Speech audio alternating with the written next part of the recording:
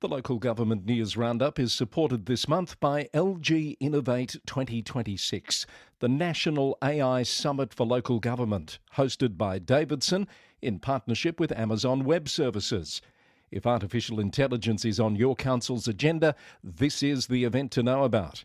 LG Innovate returns to Melbourne Town Hall on the 2nd and 3rd of September, bringing together council CEOs, executive leaders and technology experts for 2 days dedicated entirely to AI in local government.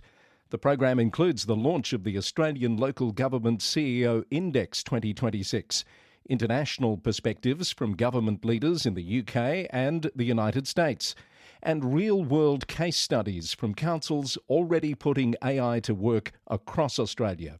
Expect practical, hands-on workshops, as well as relevant theory, plus an exclusive networking evening included in your ticket. And Roundup listeners can purchase their tickets at davidsonwp.com with the promo code LGNews for 15% off before the 21st of August.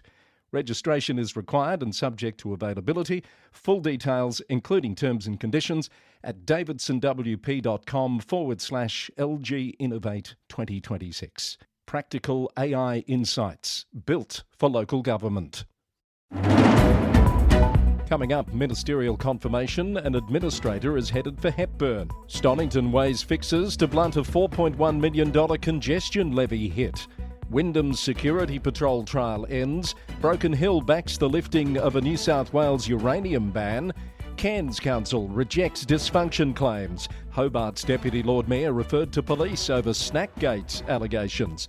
And the shock death of a serving New Zealand Council CEO.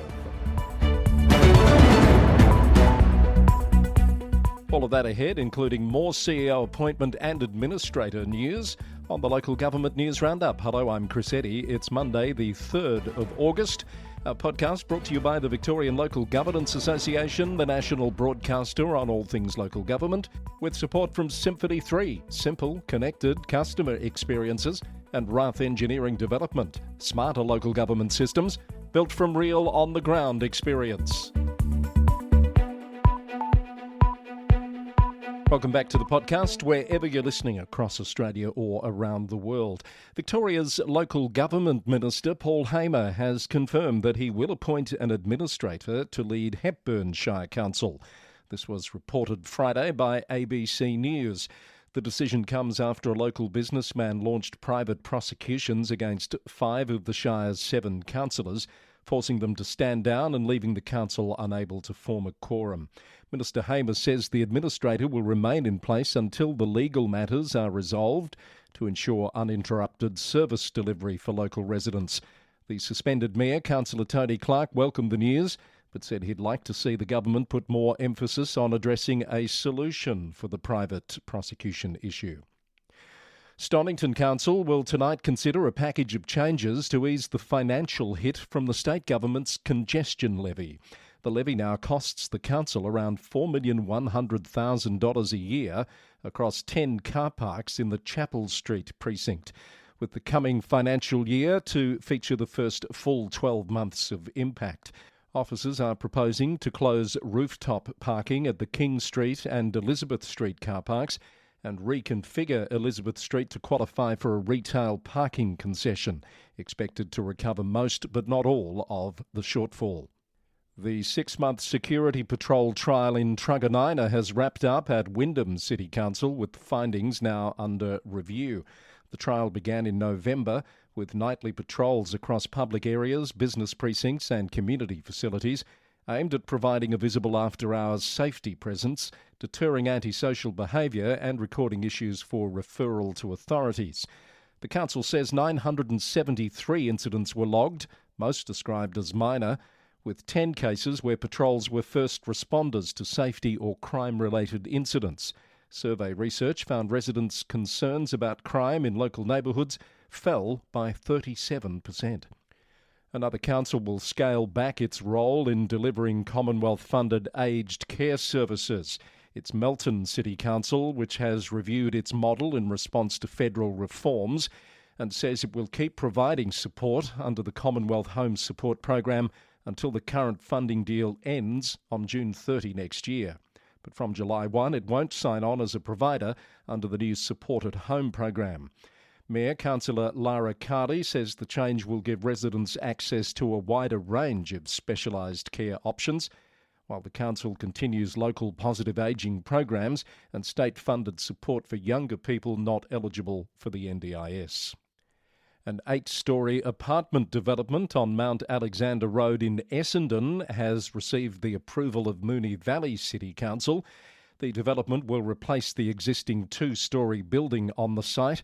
The proposal came from the Macedonian Community Welfare Association, which will deliver 35 apartments within the North Essendon Major Activities Centre. 13 objections were lodged, raising concerns around neighbourhood character, site layout and building mass.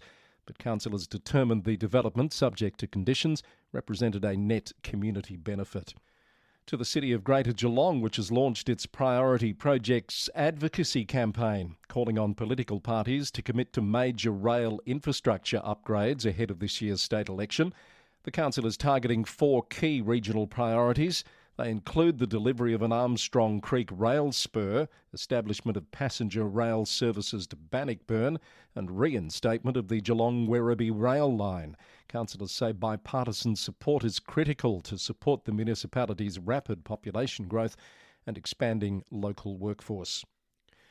In more news from Victorian Council, Swan Hill Rural City Council Mayor Stuart King has condemned the antics of a copycat graffiti vandal after Pam the Bird images appeared on the town's sound shell and a new $400,000 public toilet block. He said the incidents are very disappointing and a wasteful misuse of ratepayer funds. They've been reported to police, according to the Herald Sun. Whittlesea City Council is urging the government to urgently invest in Melbourne's north, funding transport, housing, community services and stronger local planning powers to meet the needs of the municipality's rapidly growing population. And Mitchell Shire Council has launched 5 priority projects it wants funded ahead of the state election: Beveridge Train Station, Kilmore Secondary School, Green Hill Recreation Precinct, Kilmore Bypass and the Hildene Employment Precinct. And Borondara City Council has revealed early designs to refurbish the heritage Michael Tuck stand at Glen Ferry Oval into flexible, inclusive sport and community spaces. Construction is expected to start later this year after the contract is awarded. CEO appointment news heading our New South Wales report today, with Hornsby Shire Council confirming Glenn Magus as its permanent chief executive following a competitive recruitment process. Mr Magus has served as acting GM since November last year and brings more than 28 years of experience with council, including 7 years as Director of Corporate Support. Mayor Warren Waddell said Mr Magus's deep knowledge of local government and the community made him the standout candidate. Dubbo Regional Council has sent a proposal to ask voters their view on having a popularly elected mayor for further work. Councillor Philip Toynton's notice of motion sought to put a referendum question at the 2028 council elections, which could shift Dubbo to a directly elected mayor from 2032. Rather than adopt the wording outright, councillors resolved to hold a workshop on the proposal, with a report to come back to council examining the advantages, disadvantages and cost of running a referendum. Broken Hill City Council says the city should move quickly to secure benefits if uranium mining is legalised in New South Wales.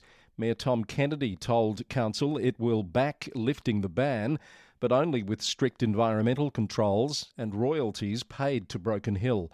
Labor councillors opposed the move and called for community consultation. A bill to repeal the ban has passed the upper house and could reach the lower house within weeks. The Council of Mid Coast has refused a development application for a quarry at Shallow Bay, ruling it would have unacceptable impacts on the local community and environment. The application drew strong opposition, with 145 submissions received, and 143 of those were objections. Councillors found the proposal would create unacceptable traffic and road safety risks, along with unresolved noise, air quality and ecological concerns. Randwick will review the operational capacity of professional lifeguard services at Coogee Beach following a notice of motion from Councillor Carolyn Martin. The review will weigh rising visitation, growing early morning ocean use, emergency response demands and last month's shark attack at the beach. The council will investigate staffing a third lifeguard, trialling patrols from 6 o'clock each morning and improving lifeguard sightlines. A report is due to the October council meeting. Kiama Council says its New Year's Eve fireworks comeback is on track, but it still needs more sponsors to make the full show happen. The council has already committed $20,000 in its new budget, and local businesses have pledged further support, taking the total so far to $58,000. That leaves $42,000 still to be raised in the final weeks of the campaign, towards a $100,000 target. Griffith has approved a 5-megawatt battery storage facility in Hanwood after Mayor Doug Curran used his casting vote to break a tied councillor vote. Local landholders opposed placing the infrastructure on productive agricultural land, but council officers advised that state planning policies override local controls and a refusal risked costly court action. More from Region Riverina. The City of Ryde Council has tasked its CEO with a suite of new reviews and investigations aimed at improving public amenities and local amenity. Among them, the CEO will audit cleaning and maintenance standards for toilets and other facilities in parks and reserves. The council also wants a winter review of lighting hours at off-leash dog parks and an investigation into designated shared e-bike parking locations, including potential enforcement measures. The CEO has also been asked to investigate the installation of a temporary human-sized Granny Smith apple sculpture as a temporary feature in the Eastwood Mall in October each year. The outcome of those and other reviews will be reported to the council through various reports over the coming months. And in more New South Wales Council news, Wollongong has announced that the Wollongong Tennis Club is scheduled to close on August 29, following the early lease termination by the Wiseman's Park Wollongong City Bowling Club. The council says it will assess the implications of the closure and explore options for the short and longer-term future of the facility. A regional collaboration between the Australian and New South Wales governments and 5 Central West councils has produced a drought resilience plan and practical tools to improve preparedness and support communities and businesses when drought conditions return. The 5 participating councils are Cabonne, Orange, Blaney, Wedden and Cara. And Coffs Harbour says it's cut its core operational emissions since 2020 and is now publicly exhibiting an updated renewable energy and emissions reduction plan and greenhouse gas inventory, which outlines actions and investment to reach net zero by 2040. You're listening to the Local Government News Roundup. It's Monday the 3rd of August. Lots of news from around the country, even a little story out of the ACT for you now, where a tender has been officially released to market for specialist consultants to develop the business case and reference design for Canberra's new National Convention and Entertainment Centre. Jointly backed by the ACT and federal governments under a $31 million design commitment, the precinct aims to drive long-term civic transformation and expand regional event capacity. Federal Minister Catherine King said the initiative represents a significant step towards delivering vital city-shaping infrastructure for the nation's capital. To Queensland, and the Gold Coast Bulletin reports that negotiations have begun between the Queensland Government and the City of Gold Coast over transferring ownership of the Gold Coast Convention and Exhibition Centre to the local council. Mayor Tom Tate has pledged council funding for a long-awaited expansion of the at-capacity facility to support the region's business tourism economy. Premier David Crisafulli told a future Gold Coast event on Friday that he supports the asset transfer as an effective economic enabler for the city. Cairns Regional Council has strongly rejected claims of internal dysfunction following state political criticism over a second misconduct finding against the Mayor, Amy Eden. Councillor Brett Moller has defended the chamber, arguing that enforcing reimbursement for legal fees demonstrates strict governance and adherence to statutory compliance, rather than institutional breakdown, according to Cairns Local News. Councillors maintain that transparency around tribunal rulings reflects local accountability, dismissing external commentary as disingenuous state politics. Cairns Shire Council says its application for crucial airport upgrade funding remains unanswered by the federal government nearly 2 years after submission, according to a report from the North Queensland Register. Mayor Greg Campbell confirmed that while $2 million in emergency joint government funding recently repaired wet season runway damage, the broader upgrade under the Regional Precincts and Partnerships program remains in limbo. The council warned that without the major structural works completed, the key aviation hub for local mining and emergency services remains vulnerable to future severe weather events. And in other Queensland Council news, Bundaberg Regional Council has rolled out 3 new waste collection trucks built locally by Superior Pack, featuring AI-powered pedestrian detection and blind spot protection. The trucks also include autonomous emergency braking and a network of 13 cameras to boost visibility and safety in residential streets. Works have commenced on stage 1 of the Svensson Road upgrade, a joint project between the Queensland Government, Townsville City Council and private developers to improve road connectivity and unlock thousands of new residential lots in Townsville's northern beaches. Logan landowner Daniela Roth-Kugel has partnered with Logan City Council under a voluntary conservation agreement to protect and restore 18.6 hectares of vital wildlife habitat on her property. And Hinchinbrook Shire Council has launched Herbie, an AI-powered virtual assistant on its website designed to help residents easily answer routine inquiries and lodge service requests 24/7. We're taking you around Australia with some of the latest local government news. Of course, there's always more than we can fit into the program, and if you're a local government junkie and you want more, check out our Blue Sky newswires. There's one for each state. They've been built by the fabulous Jonathan Marsden. They update regularly, and they're a great way to keep your finger on the pulse. They certainly help me do that very thing. You do need to be on Blue Sky, of course, but that's easy to do if you're not already there, and then just make sure you follow all those council newswires to keep up to date. Thank you again to Jonathan Marsden for his help in setting those up. Now let's check out some Tasmanian stories that you might see on those newswires. In Hobart, the council has voted in a closed meeting to refer the Deputy Lord Mayor Zelinda Sherlock to Tasmania Police. This is over the unauthorised removal of alcohol and refreshments from the elected members' lounge. The decision reopens scrutiny into late 2023 stock losses, despite a previous review finding insufficient evidence for charges. Councillor Sherlock has offered an unreserved apology for her conduct, while characterising the renewed scrutiny as politically motivated. The council has published a letter from CEO Michael Stretton to the Office of Local Government and Tasmania Police on its website. Residents in northwest Tasmania are being warned their green waste bins could go uncollected for up to 6 weeks if they keep putting the wrong things in. Waste contractor Dalderton Waste Management told Yahoo News it will stop issuing warnings from this week after audits found ongoing contamination in FOGO bins, including plastic bags, food scraps in the wrong stream, and even reports of dangerous items like used needles.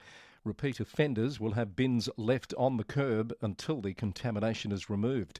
Devonport Mayor Alison Jarman says tougher action is needed to protect recycling and cut rising landfill costs. Huon Valley Council is calling on state and federal governments to claw back tourism recovery funding from the cancelled Transformer project and keep it in the valley for community-led planning. The council says the money was originally promised after the 2018-19 bushfires and should now fund an independent, transparent master plan to guide future tourism investment. And Latrobe Council is appealing for community vigilance following a sharp increase in vandalism across public assets and infrastructure. Recent incidents, including damage to cemetery headstones, sporting fields and toilet amenities, have cost an estimated $80,000 and diverted substantial staff time away from core municipal services. Mayor Peter Freshney said the financial and operational strain undermines planned community projects, encouraging residents to report suspicious activity to police. From South Australia, an update on those plans at Adelaide Hills Council to demolish popular community-built dirt bike jumps at Brockhoff Park Following significant resident pushback, the council has put those plans on pause. It had initially scheduled removal of the Balhanna facility over safety concerns, ongoing erosion and tree protection issues. Mayor Nathan Daniel confirmed the council will await a formal position from the site's head leaseholder, the Johnston Memorial Park Committee, before deciding on any further action. And the city of Norwood, Payneham and St Peters has unveiled a new visual identity for the redeveloped Payneham Memorial Swimming Centre, and it's appointed Bluefit to manage operations ahead of its official grand opening on Sunday the 10th of October. Western Australia's Shire of Gingin has welcomed the appointment of Dr Shane Silcox as a local government monitor. Dr Silcox has been appointed to observe and provide advice on governance arrangements and council decision-making, including compliance obligations and working relationships across the organisation. Shire President, Councillor Linda Balcombe, says the appointment is an opportunity to reinforce good governance and maintain community confidence. Dr Silcox's appointment begins this week and runs until the 3rd of February. New ABS data reported by Perth Now shows the City of Stirling led Western Australian local councils in medium and high-density dwelling approvals over the past year, ahead of Coburn, Belmont, Melville and Vincent. Council leaders have defended the infill growth, citing strategic zoning around activity centres and transport corridors to support increasing population demands. The town of Mossman Park is considering a draft policy that would cap commercial fitness and recreation groups on public land at 30 participants. According to WA Today, the council wants to balance public space amenity with commercial access, requiring larger groups to apply for specific event permits. The policy brings together all forms of public place trading under one clear set of rules, says the council, making the process simpler, fairer and more consistent for businesses. It would also apply to coffee carts, pop-up food vendors and alfresco dining. Public consultation closes on the 6th of August. A Beachborough resident has been fined $1,500 after a joint operation led to 110 unregistered cats being removed from a residential property. The City of Swan pursued 31 charges under WA's Cat Act, following community complaints about roaming animals and breaches of local keeping limits. The Midland Magistrates Court also awarded $1,162 in costs to the council, underscoring local government enforcement powers regarding pet management and animal welfare. And some WA Council election news for you. Councillor Claire Campbell has been elected Deputy Shire President of the Shire of Denmark, replacing Nathan Devonport, who stepped down for personal reasons. Brendan Whiteley has been elected councillor for the Shire of Wandering, achieving almost double the quota of votes required over the only other candidate, Shanae Tilby. And nominations are open for an extraordinary postal election in the Shire of Northampton. They close on the 11th of August. The election is on the 24th of September to fill one councillor vacancy. Similarly, the Shire of Darwin will hold an extraordinary postal election on the same date. One council vacancy to be filled, and nominations are open this week until the 11th of August. Time now to round up some overseas news of interest and tragic news over the weekend out of New Zealand. Hastings District Council Chief Executive Taosavili Nigel Bickle has passed away unexpectedly at his home at the age of 58. Council leadership has paid tribute to his visionary guidance through major challenges, highlighting his dedication to local government and strong ties with Pacific communities. Mayor Wendy Shodham said his warmth, humour, generosity and extraordinary energy will be deeply missed. Acting Chief Executive Bruce Allen has stepped into the role, while council leadership supports staff and Nigel's whānau. Vale Taosavili Nigel Bickle. Tararua District Council has unanimously voted against submitting an amalgamation proposal under the central government's fast-track Head Start pathway. Following extensive community consultation, the council determined there's insufficient evidence and certainty to justify merging local authorities ahead of the 9th of August deadline. Elected members will instead explore alternative reform options, including shared services and regional collaboration, to protect local representation while strengthening efficiency. And Wellington City Council is proposing wide-ranging job cuts, with RNZ News reporting around 50 roles could be affected across several teams. Staff have been called into group and individual meetings this week as consultation begins. The Public Service Association says further job losses would be the last thing Wellington needed with the job market tight, and it's urging the council to reconsider. In the UK, Prime Minister Andy Burnham has unveiled a major UK devolution initiative granting English mayors a retained share of local income tax and business rates revenue. The new framework aims to reduce dependence on central grants by placing planning, transport and employment skills decisions directly into regional hands. While mayoral authorities have welcomed the increased financial autonomy, Local Gov reported that sector bodies caution that clear safeguards are required to ensure equitable funding for areas without mayoral structures. The Mayor of London, Sadiq Khan, has cautiously welcomed the proposal, but says the final plan must adequately support the capital. Labor has won the Greater Manchester mayoral race, with Bev Craig elected after second preference votes were counted. Craig took 66% in the final round, defeating Reform candidate Sean Astley on 34%. The contest went to a second count under the supplementary voting system after Craig fell short of the 50% on the first round. Turnout was just 25%, a record low for the election, according to the Local Government Chronicle. The BBC reports on concerns from independent councillor Patrick Lambert about Northumberland County Council's debt rising to nearly £900 million, roughly £5,500 per household. Council leadership maintains the borrowing is manageable and necessary for public services.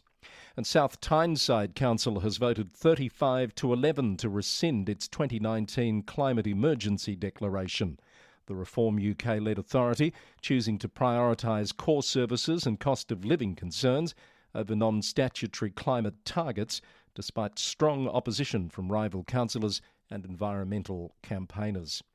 To the US now, and Minneapolis City Council Vice President Jamal Osman has pushed back against comments by a local sheriff singling out the Somali community over youth crime, urging leaders to focus on citywide solutions.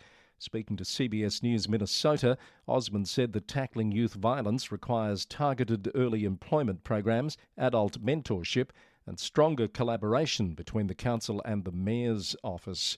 Meanwhile, in St Paul, the mayor, Cowley Herr, maintains she will not resign despite allegations of sexual harassment and inappropriate behaviour towards city staff. This is according to reports from the Min Post. Under the city charter, any mayoral vacancy would require the St Paul City Council to appoint an interim mayor within 30 days. Mayor Herr is only 7 months into her mayoral term. In New York State, the Johnstown Common Council has unanimously accepted the resignation of council member-at-large Scott Jeffers following his guilty plea in a criminal matter, reports News 10 ABC. Mr. Jeffers reportedly accepted a plea deal admitting to having inappropriate communication with a child during his time as a teacher and coach in the Greater Johnstown School District. Mayor Amy Pratt announced the municipality is accepting applications until the 7th of August to fill the interim vacancy through to the end of the year. And Sacramento Mayor Kevin McCarthy is resisting introducing major operational changes to council chamber protocols following repeated public meeting disruptions that have forced proceedings into recess. According to CBS News Sacramento, the local leadership is continuing to weigh free speech protections against maintaining order during civic debates over controversial data sharing agreements. Mayor McCarthy says he expects the disruptions to subside and is not calling for any major changes in the meantime. And finally to Canada, the Mayor of Wetaskiwin in Alberta has launched judicial review proceedings after the Municipal Council restricted his access to City Hall. That followed an internal harassment investigation. CBC News reported Joe Branco's legal application claims the council breached procedural fairness and unlawfully transferred mayoral authority to the city manager. The court challenge examining the legality of administrative sanctions against elected officials is scheduled to be heard on the 18th of August. Meanwhile, in Ontario, the Mayor of Windsor has raised the alarm about a lack of candidates for the upcoming municipal election and is calling for skilled, qualified people to put themselves forward. CTV News reported only 17 candidates have registered across 10 council seats, with one ward without any nominees at all, and only 2 people have filed nomination papers for the office of Mayor. Mayor Drew Dilkin says there's a need for diverse expertise around the council table to effectively oversee the city's complex $1.3 billion budget and 3,000-strong workforce. You've been listening to the Local Government News Roundup, episode number 624 for Monday the 3rd of August 2026. Brought to you by the VLGA, the national broadcaster on all things local government, Symphony 3, simple, connected customer experiences, and Rath Engineering Development, smarter local government systems built from real on-the-ground experience. And we're supported this month also by LG Innovate 2026, the one AI conference you need for local government. It's coming up on the 2nd and 3rd of September. More details on our website. That's also where you'll go for more details about this episode, including all of the story links. lgnewsroundup.com. Our podcast is recorded in the city of Greater Geelong, Victoria, on the land of the Wadawurrung people of the Kulin Nation. I'll be back with more news very soon. Until next time, thanks for listening, and bye for now.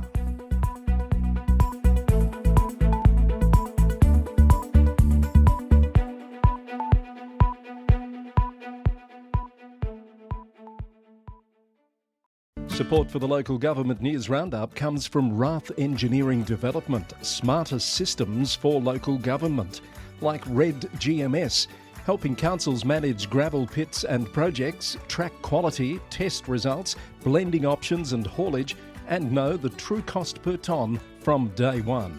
Rath Engineering Development can give you a one-off report that uses your existing pit data to pinpoint the best gravel sources for your next resheeting program or disaster restoration works, saving your council time and money.